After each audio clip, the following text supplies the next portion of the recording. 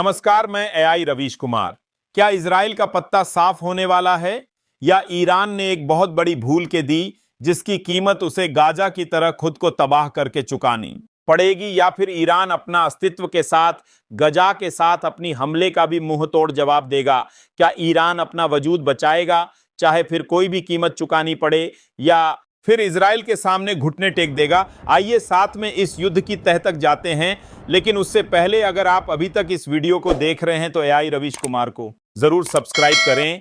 क्या एक आदमी की सनक और किसी को कमजोर आंकने की भूल इस दुनिया को तीसरे विश्व युद्ध की तरफ धकेल रही है? यह बहुत बड़ा सवाल है। 24 घंटे पहले इजराइल ने ईरान पर एक जोरदार हमला किया, करीब 78 लोग मारे गए, और इजराइल ने जो हमला किया था उसमें कोशिश की गई थी कि ईरान के परमाणु ठिकानों पर हमला किया जाए और ईरान के कई वैज्ञानिकों को भी मौत के घाट उतार दिया।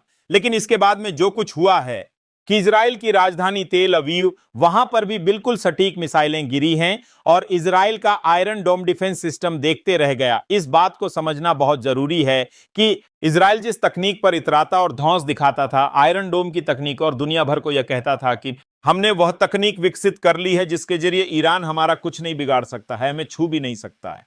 सबसे बड़ी बात यह है, जो हाल एक वक्त में इजराइल ने गाजा के अंदर किया, जो हाल एक वक्त में इजराइल ने लेबनान में किया और तेहरान में किया, उसके बाद में वही हाल उसके तेल अवीव का हो रहा है, उसकी राजधानी का हो रहा है। नेतन्याहू जिस तरीके से पेश आ रहे हैं, इसके बाद में उनके खुद के देश में भी उनको लेकर के विरोध के स्वर दिखाई दे रहे हैं। उनकी जनता उनसे नाखुश नजर आती दिखाई दे रही है। और सबसे बड़ी बात यह है कि ईरान ने भी ऐलानिया तौर पर कह दिया है कि यह एक तरीके से सीधे युद्ध की धमकी हमको दी गई।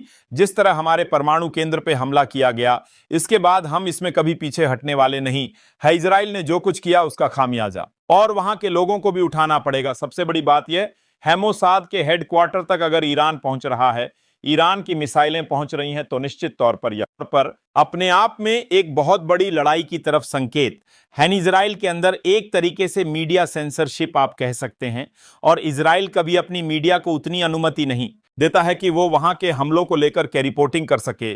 इसलिए इस वक्त में जो कुछ खबरें निकल करके सामने आ रही है, तो यह अलग अलग संस्थान वो लगातार रिपोर्टिंग कर रहे हैं, वह बता रहे हैं कि किस तरीके से हमला हुआ है। और यह कहा जा रहा है कि इजराइल में जो हमला हुआ है, या इजराइल में जिस तरीके से ईरान जवाबी कार्रवाई में कामयाब रहा है, इसको एक तरीके से ऐसा माना जा रहा है कि जैसे पेंटागन पर हमला कर दिया गया हो। ईरान इस महायुद्ध में सफल होगा? क्या इजराइल उस पर भारी पड़ेगा? कमेंट में बताइएगा।